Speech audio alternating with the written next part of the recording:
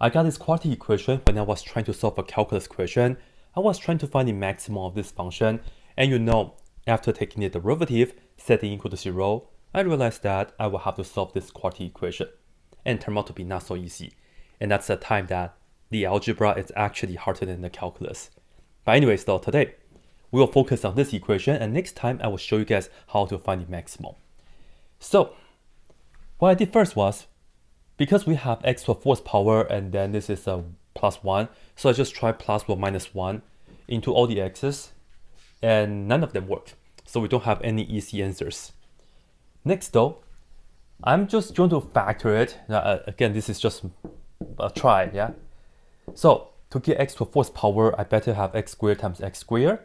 And then to get plus 1, positive 1, positive 1. It could also be negative 1, right? But anyways, let me just set this up first.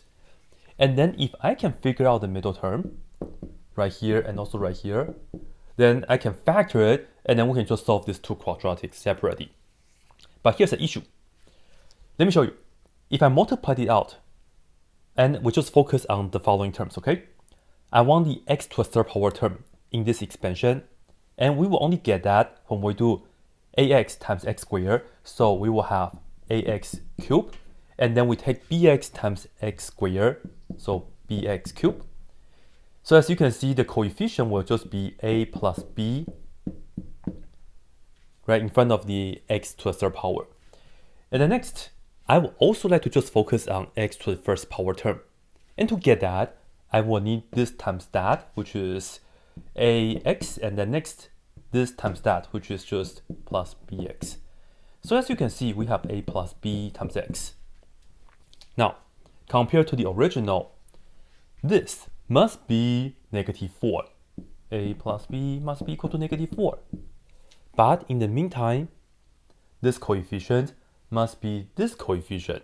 So that means a plus b must also be negative 12.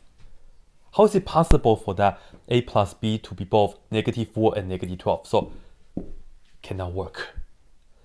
And then I thought about it, maybe because I should have minus 1 times minus 1, because that will still give me positive 1. Sure thing. And then let's go through this again. This times that, and then this times that. This right here is still the same. But when I do ax times negative 1, so this becomes negative, and then bx times that is negative, and let me factor out negative. So that means here will be negative 4, and then this will be negative 12. But of course, after dividing both sides by negative, you see that we are saying a plus b has to be negative 4. In the meantime, a plus b has to be positive 12. Again, impossible. So, I was just thinking like, how in the world can we actually continue from here though? And right now, if you haven't paused the video and tried this question already, you should totally do so, because otherwise you'll be missing out. So go ahead and do that. In the meantime, I'm going to erase the board. So now, let me show you how I did it. I first observed that because we have x to the fourth power and then minus 4x cubed, and that kind of reminds me of the Pascal's triangle. Have a look. If we have 1, 1, 1, 1, 2, 1, 1, 3, 3, 1, 1, 4, 6, 4, 1, 1, and 4. Yeah? And of course, if you want negative 4, we can just look for the expansion of x minus 1. So, note that if we have x minus 1 raised to the fourth power, this right here will just have 1 times x to the fourth power, and then the sign will alternate. So minus, and then we will have 4 right here. And then the power of x go down by 1. And then times 1 to the first power, doesn't matter. And then just continue. Next we have plus 6x squared, and then minus 4x, and then lastly we have the plus 1. So that's the expansion for x minus 1 to the fourth power. And these two terms match with that, which is pretty good. Now, I hope to see that there's a connection between this and that somehow. Well, here we have 6 x squared, and this is 10x squared. And because we are using x minus 1 as the input already, I need to continue with that so that will be easier later on. So let's see, if we have x minus 1, and I want to produce the square term. If I have the square here, expand that, we get x squared minus 2x plus 1. Well, 6 plus 1 is 7, we want to have a 10. Don't worry, why don't we just multiply this by 4? So that means this right here will be 4, and this right here will be minus 8, and lastly, this right here will be 4. Have a look. Now, these three terms match. Better yet, minus 4x minus 8x, that's minus 12x. All of a sudden, all the first four terms match. And the best part is, I'm using the same input. So later we can just do some substitution and make it work. Lastly though, we have 1 plus 4, which is 5. We need to end up with a 1. Don't worry. All we need is just minus 4. So now, ladies and gentlemen, if we combine all the right-hand side, we will end up with that. So we just need to write this down. We have x minus 1 to the 4th power plus 4x minus 1 squared and then minus 4. This is equivalent to that. So of course it has to be equal to 0. And now, by looking at this equation, is this much easier compared to this one? Yes, of course, because now we can look at this as a quadratic equation in terms of x minus 1 squared. So look at this as x minus 1 squared and then squared plus 4 times x minus 1 squared and then minus 4 equal to 0.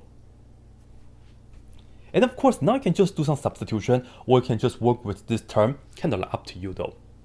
And I'll just work with how this is. And I'm actually going to solve this by completing a square, because it's much cooler this way, you'll see. First, let me bring the minus 4 to the other side. So we have x minus 1 squared, and then squared plus 4 times x minus 1 squared, and that's equal to positive 4. Now, to complete a square, again, look at this as a variable. Let's say like u squared plus 4u. So we have a 1 in front of the u squared already. We'll just need to take half of this. So let me write that down real quick. Half of 4.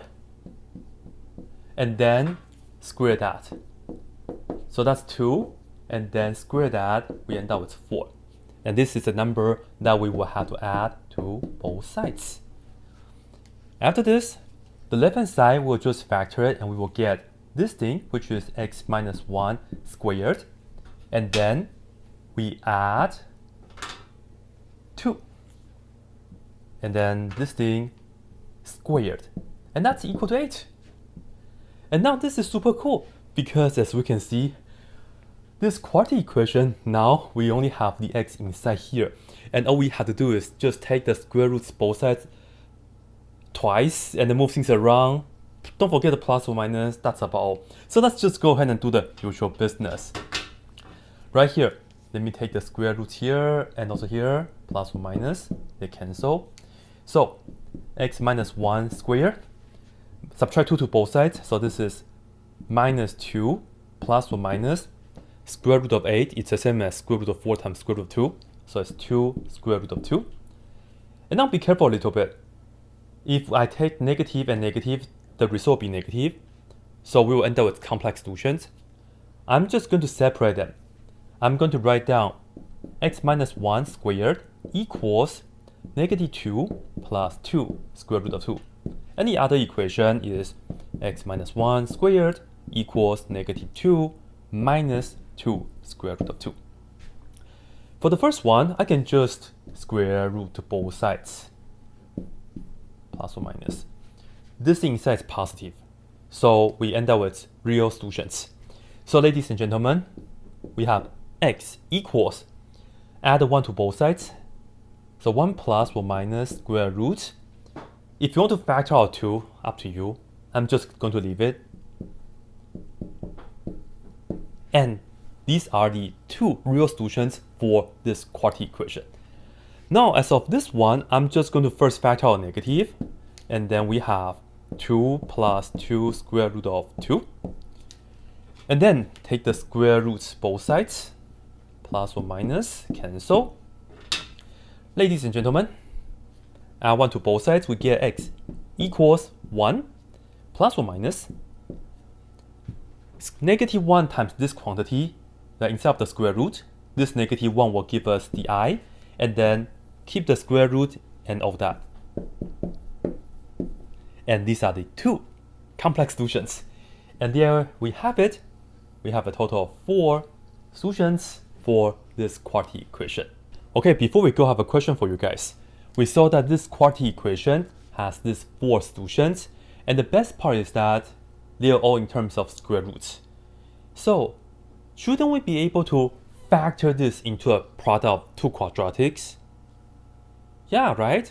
But earlier, when we tried to factor this with x squared plus ax plus 1 times x squared plus bx plus 1, it didn't work, right? We got contradictions.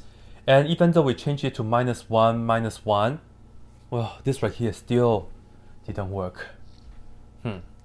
So, the question for you guys is that, how in the world can we factor this? Maybe not with just whole numbers, right? That's the key.